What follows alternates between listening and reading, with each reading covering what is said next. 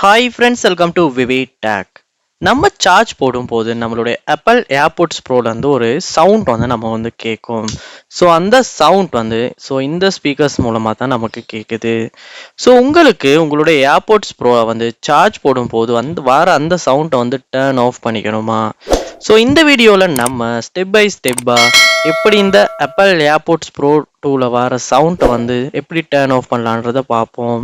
So வாங்க வீடியோக்குள்ளே போகலாம். வீடியோ கடைசி வரைக்கும் ஸ்கிப் பண்ணாமல் பாருங்கள். இதுதான் நம்ம சேனலுக்கு ஃபர்ஸ்ட் டைம் வந்திருப்பீங்களா இருந்துச்சுன்னா, நான் தான் விக்னேஷ். மறக்காம நம்ம சேனலை சப்ஸ்கிரைப் பண்ணிட்டு அப்படியே பார்த்துல பெல் ஐக்கனையும் கிளிக் பண்ணுங்கள். ஃபர்ஸ்ட் ஸ்டெப்பாக நீங்கள் என்ன பண்ணணும்னா, உங்களுடைய ஏர்போர்ட்ஸ் ப்ரோ வந்து உங்களுடைய மொபைலுக்கு கனெக்ட் பண்ணிடுங்க. கனெக்ட் பண்ண பிறகு நீங்கள் என்ன பண்ணணும்னா, உங்களுடைய மொபைலை வந்து எடுத்துட்டு மொபைலில் செட்டிங்ஸ் உள்ள போங்க. செட்டிங்ஸ் உள்ள போனதுக்கு அப்புறமா உங்களுடைய ஏர்போர்ட்ஸ் நேம் வந்து இந்த இடத்துல ஷோ ஆகும். அதை வந்து கிளிக் பண்ணுங்க. கிளிக் பண்ணிட்டு கீழே ஸ்க்ரோல் பண்ணுவீங்களா இருந்துச்சுன்னா, உங்களுக்கு வந்து இந்த இடத்துல பார்க்கலாம் ஆப்ஷன் ஒன்று உங்களுக்கு காட்டும். ஸோ கீழே ஸ்க்ரோல் பண்ணிக்கங்க.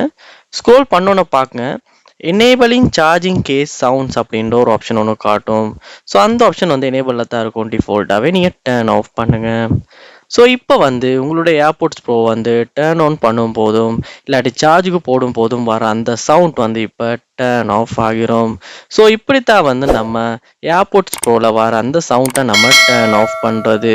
ஸோ இந்த வீடியோ உங்களுக்கு ரொம்பவே யூஸ்ஃபுல்லாக இருந்திருக்கும்னு நினைக்கிறேன். இது போன நிறைய வீடியோ பார்க்கணுன்னா கண்டிப்பாக நம்ம சேனலை சப்ஸ்கிரைப் பண்ணுங்கள். அப்படியே பார்த்துட்டு பெல் ஐக்கனையும் கிளிக் பண்ணுங்கள். தேங்க்யூ.